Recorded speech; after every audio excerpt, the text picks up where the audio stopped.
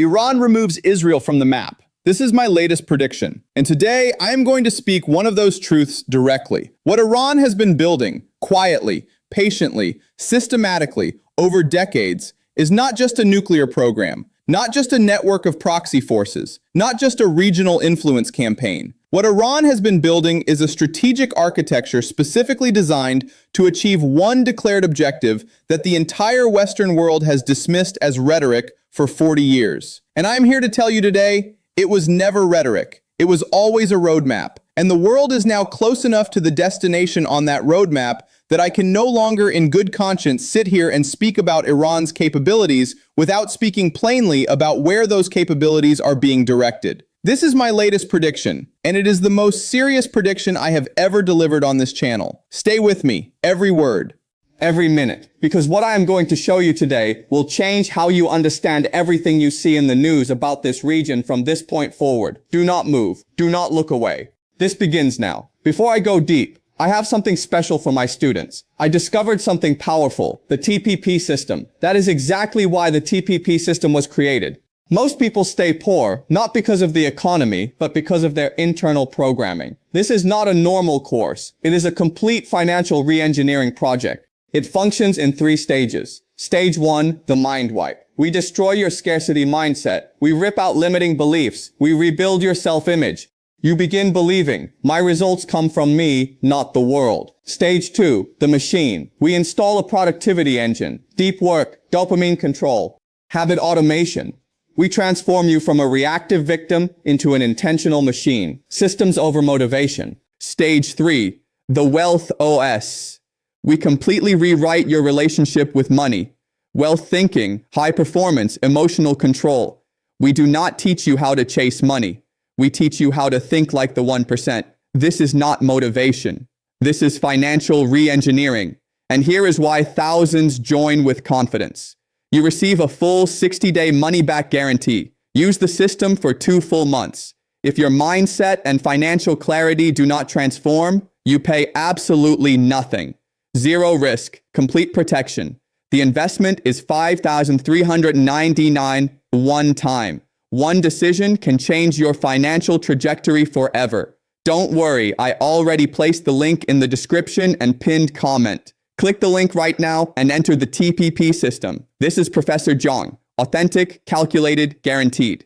Secure your position now. And let us get back into today's analysis, because what I'm about to show you next is the part that most people in this world will never understand. And the reason why that gap between those who know and those who do not know only grows wider with every passing year. Now, let me take you to the beginning of this story, the real beginning. Not the beginning that appears in today's newspapers, the beginning that explains everything that is happening right now and everything that I predict is coming. The year is 1979, the Iranian Revolution, the moment when one of the most strategically important nations in the Middle East transformed overnight from an American ally into an ideological adversary whose stated mission included the elimination of the state of Israel. Now, here is what most people misunderstand about 1979. Most people look at that revolution and see a religious event, a political upheaval, a dramatic change in government. What I see, what 32 years of study have taught me to see, is the birth of a strategic project, a long-term, patient, disciplined, generationally sustained strategic project with a specific objective. That objective was never hidden.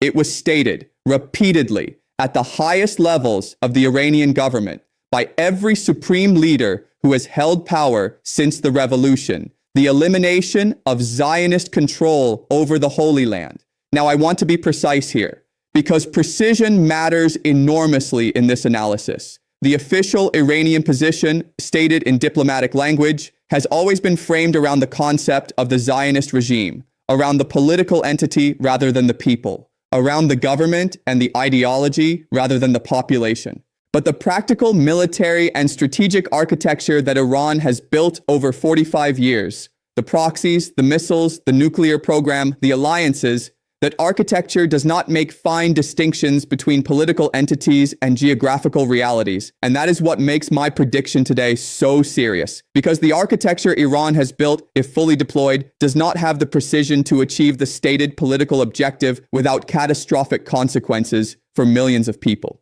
This is what the world needs to understand. And this is what I am going to show you, layer by layer, over the course of this analysis. Let me show you the architecture. Because Iran's strategic architecture against Israel is the most sophisticated, most patient, most deliberately constructed military and geopolitical project of the last half-century. And understanding it, truly understanding its scope and its sophistication, is what separates a real analysis of this situation from the surface-level commentary that most people are receiving. Layer 1, the missile program. Iran has spent decades and enormous resources building one of the largest and most capable ballistic missile arsenals outside of the major nuclear powers. These are not crude weapons. They are precision instruments, increasingly precise, with ranges that cover every inch of Israeli territory from launch sites inside Iran itself.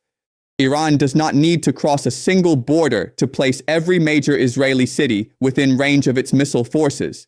That capability, the ability to strike anywhere in Israel from Iranian territory, is not a deterrent. It was never designed as a deterrent in the same way that nuclear weapons between superpowers were designed as deterrents. It was designed as a first strike capability, as the opening move in a coordinated military campaign that would involve multiple vectors simultaneously. Layer 2, the proxy network. To the north of Israel, Hezbollah in Lebanon, with an estimated arsenal of over 100,000 rockets and missiles, positioned specifically to overwhelm Israeli missile defense systems through sheer volume. The strategy is not precision. The strategy is saturation. Launch enough simultaneously from close range, and no missile defense system on Earth can intercept them all. To the south, Hamas in Gaza, which, despite the enormous damage inflicted on it in recent conflicts, retains the capability to launch rockets and to tie down Israeli military forces in urban combat that extracts enormous costs in Israeli lives and international political capital. To the east, Iranian-backed militias in Iraq and Syria, adding additional vectors, additional launch points,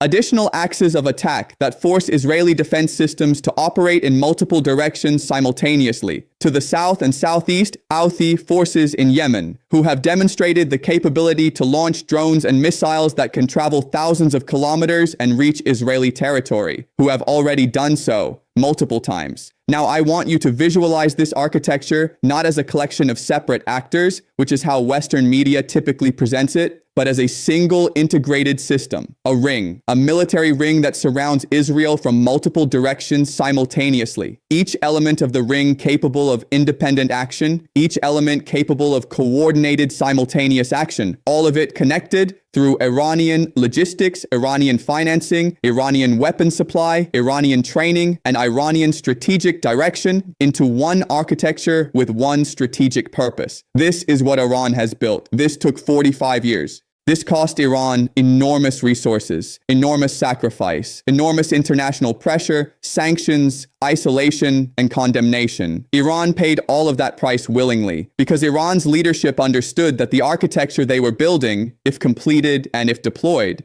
would produce a military reality that no amount of diplomatic pressure, no amount of sanctions, no amount of international condemnation could reverse once it was set in motion. Layer 3. And this is the layer that changes everything, the nuclear dimension. Iran's nuclear program is the most watched, most analyzed, most diplomatically contested program in the history of nuclear nonproliferation. And despite all of that watching, all of that analysis, all of that diplomatic effort, it has continued to advance. Every year, Iran's uranium enrichment increases. Every year, the stockpiles grow. Every year, the technical knowledge deepens. Every year, the gap between where Iran is and where it needs to be to possess an operational nuclear weapon narrows. Intelligence assessments from multiple Western governments now suggest that Iran is within weeks, not months, not years, of having enough enriched uranium for a nuclear device if it makes the political decision to proceed to weapons production. Let me say that again so the weight of it registers fully. Weeks, not years. Weeks. The last significant diplomatic barrier between Iran and nuclear weapons capability is not technical, it is political. It is the decision made at the highest level of the Iranian government about whether the moment has arrived to cross that final threshold. And what determines when that moment arrives? The strategic calculation of whether nuclear weapons capability serves Iran's objectives at this particular point in time better than continued ambiguity about whether Iran has crossed the threshold or not. For years, the ambiguity served Iran well. An Iran that might have nuclear weapons is almost as effective a deterrent as an Iran that definitely has nuclear weapons. And an Iran without confirmed nuclear weapons is an Iran that avoids the full weight of international response that confirmed weaponization would trigger. But conditions change. And as conditions change, that calculation changes. Now I want to talk about the conditions that are changing right now, because this is where my prediction becomes most specific and most urgent. Several things are happening simultaneously that are altering Iran's strategic calculation in ways that I believe are pushing it toward a decision point. The first changing condition: Israel's military operations have significantly degraded Hezbollah's capability. The conflict in Lebanon, the strikes on Hezbollah leadership, the destruction of weapons stockpiles, the degradation of command and control infrastructure has reduced one of the most important components of Iran's strategic ring around Israel. Not eliminated, not destroyed, but meaningfully reduced. And that reduction changes Iran's calculation about whether the current moment is the optimal moment to deploy its full architecture, or whether it needs to rebuild Hezbollah's capability first. This is a race between Iran rebuilding and rearming Hezbollah and Israel, using the window created by Hezbollah's degradation to take action against Iran's deeper capabilities, particularly its nuclear program. Both sides know this race is happening. Both sides are moving as fast as their constraints allow. The second changing condition, the diplomatic environment for a negotiated solution to Iran's nuclear program, has never been more difficult. The frameworks that once provided at least a temporary constraint on Iran's nuclear advancement, the JCPOA and its various successor negotiations, have collapsed under the weight of mutual distrust, domestic political pressures on both sides, and the fundamental incompatibility of what Iran wants and what the West is willing to give. There is no credible diplomatic track right now that offers Iran a pathway to the security guarantees and economic relief it seeks in exchange for meaningful permanent constraints on its nuclear program. And when diplomacy fails, when the diplomatic path closes, the military path becomes not just more likely, but more rational from the perspective of the actor who has been investing in military capability for decades. The third changing condition, and this is perhaps the most important, is the internal pressure inside Iran that I described in my previous analysis. A government under domestic economic pressure, facing a restless population, managing the consequences of decades of sanctions, that government has a powerful incentive to demonstrate strength, to show the Iranian people and the world that Iran's strategic project has not been weakened by all the pressure it has absorbed, that Iran is advancing, that Iran is winning. A dramatic military action against Israel, or a dramatic demonstration of nuclear capability, serves that internal political purpose in a way that nothing else can. These three conditions, the degradation of Hezbollah creating a race against time, the failure of diplomacy closing the peaceful path, and the internal political pressure demanding a demonstration of strength,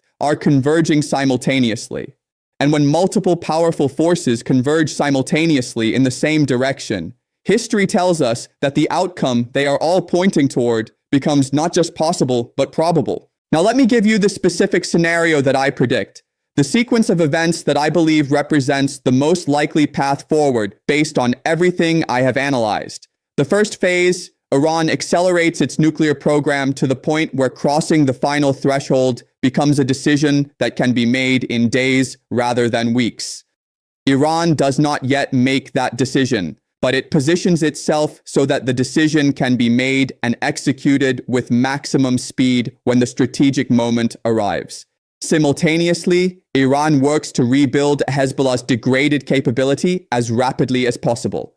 Weapons shipments, funding, replacement of lost leadership, reconstruction of command and control infrastructure. This happens through Syria, through the corridors that remain open despite Israeli efforts to close them. The second phase, a triggering event, something that provides Iran with the political justification, internally and internationally, to move to the next level of escalation. This triggering event could be an Israeli strike on Iranian nuclear infrastructure. It could be a significant escalation in Gaza. It could be an American military action against Iranian assets. It could be a diplomatic collapse of some final remaining channel. Whatever the specific form, the triggering event provides Iran's leadership with the political cover to say, "We had no choice. We were forced to act." What follows is self-defense. The third phase, Iran deploys its strategic architecture in its most comprehensive form yet. Not full deployment, not yet, but a level of simultaneous multi-vector pressure on Israel that is qualitatively different from anything seen before.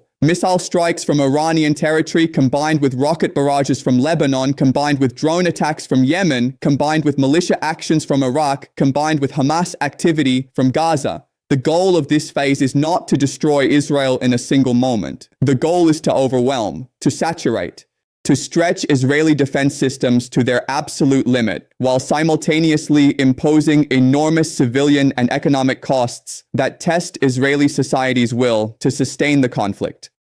And simultaneously, in this third phase, Iran makes its nuclear status ambiguous in the most deliberate and calculated way possible, not confirming weapons, not denying weapons, but communicating through back channels and through observable actions that the threshold may have been crossed, or may be crossed at any moment. The purpose of this nuclear ambiguity is deterrence, to make any Israeli or American response to the military campaign feel like it could trigger nuclear escalation. To introduce into the minds of decision makers in Tel Aviv and Washington the question, what happens if we respond and Iran decides this is the moment to use what it may have? That question, that uncertainty, is itself a weapon.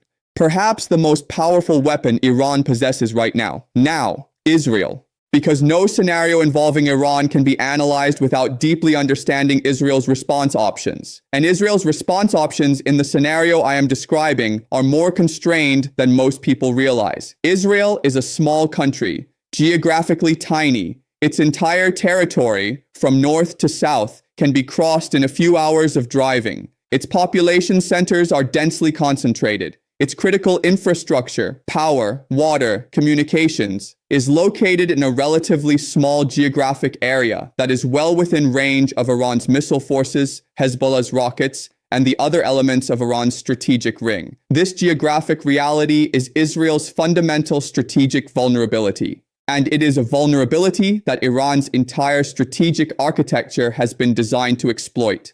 Israel's response to the scenario I described has two primary options. Option one, a massive, immediate, overwhelming military response. The use of every military capability Israel possesses to simultaneously strike Iranian nuclear facilities, Iranian military command and control, Iranian missile launch infrastructure, Hezbollah positions, and every other element of Iran's strategic architecture as comprehensively as possible in the shortest possible time. This option has logic. It is the logic of ending the threat definitively rather than managing it incrementally. It is the logic that has guided Israeli military doctrine since the nation's founding. When you face an existential threat, you do not calibrate your response to seem proportionate. You respond with everything you have. But option one has an enormous problem. Enormous. And it is a problem that changes everything about whether this option is actually viable. The problem is this. Even if Israel strikes perfectly, destroys every identified target, hits every known nuclear facility, degrades every identified missile launch site, it cannot be certain it has eliminated Iran's nuclear capability, because it cannot be certain it knows every location, every hidden facility, every dispersed element of a program that Iran has spent decades designing specifically to survive an Israeli strike. And if Israel strikes and Iran's nuclear program survives, even partially, Iran's response to that strike will be unconstrained by any further deterrence consideration, because Iran will have been struck, and Iran will respond with everything it has. Option two, continue the current strategy of targeted pressure, strikes on specific high-value targets, assassination of key personnel, cyber operations against nuclear infrastructure, continued degradation of proxy capabilities. A sustained campaign of maximum pressure designed to slow Iran's progress without triggering the full escalation that option 1 risks. This option has its own problem. The problem is time. Every day that passes, Iran's nuclear program advances. Every month, the stockpiles grow. Every year, the technical knowledge deepens. The window for option 2 to actually prevent Iranian nuclear capability, rather than just delay it, is closing. Israel knows this. And the knowledge that time is running out, that the window for option 2 to work is narrowing, is what creates the pressure toward option 1 that I described earlier. This is Israel's strategic dilemma, and it is a dilemma without a clean solution. Now let me bring in the dimension that determines whether any of this ends in the most catastrophic possible outcome or whether some form of managed crisis emerges. The United States. America's role in this scenario is not simply that of Israel's ally and Iran's adversary. America's role is far more complex and far more pivotal than that framing suggests. America is the only actor in this entire scenario with enough power, enough relationships, and enough strategic reach to simultaneously constrain Israel's most aggressive impulses, impose meaningful costs on Iran, engage China as a moderating influence on Tehran, and create the conditions for some form of diplomatic framework that prevents the worst outcome. That is an enormous amount to ask of any government, particularly a government that is managing its own domestic political pressures, its own economic challenges, its own complicated relationships with allies who have competing interests in the region. But it is what the situation requires. And my prediction about America's role is this. America will attempt to walk the line between supporting Israel's security and preventing the full escalation that would drag the United States into a direct military conflict with Iran. This will involve enormous diplomatic effort behind the scenes. It will involve private communications to Israel, urging restraint on the most aggressive options. It will involve back-channel communications to Iran, warning of consequences while leaving space for de-escalation. It will involve engagement with regional actors, Saudi Arabia, Qatar, Turkey, the UAE, as potential intermediaries and stabilizing influences. Whether America can successfully walk that line, whether the diplomatic skill and the strategic wisdom required to manage this level of simultaneous pressure actually exists in sufficient quantity within the current American political system, is the question I cannot answer with certainty. What I can say is that the margin for error is vanishingly thin. And the cost of failure, the cost of not walking that line successfully, is a regional war of a scale and a character that the world has not seen since the second half of the 20th century. Now, I want to address something that I know many people watching this video are thinking. Is this inevitable? Is the scenario I am describing, the progressive deployment of Iran's strategic architecture, the potential crossing of the nuclear threshold, the overwhelming multi-vector military pressure on Israel, is this something that is locked in, that cannot be prevented? That is the certain destination, regardless of what anyone does? My answer is no. It is not inevitable. Nothing in geopolitics is inevitable. History is full of moments where the logic of events pointed clearly toward catastrophe, and where human decisions, human wisdom, human courage intervened and produced a different outcome. The Cuban Missile Crisis of 1962, the closest the world has ever come to nuclear war. And it was resolved, not because the forces pointing toward war were not real, they were. Not because the stakes were not genuinely existential, they were. But because the leaders involved on both sides found enough wisdom, enough restraint, enough willingness to give their adversary a way out without humiliation, that the worst outcome was avoided. That outcome, the avoided catastrophe, the wisdom that prevailed at the last moment, is possible here too. But it requires things that are not yet visible in the current situation. It requires Iran's leadership to make a genuine calculation that the cost of full deployment of its strategic architecture exceeds the benefit, and to communicate that calculation through back channels in a way that produces a credible diplomatic framework.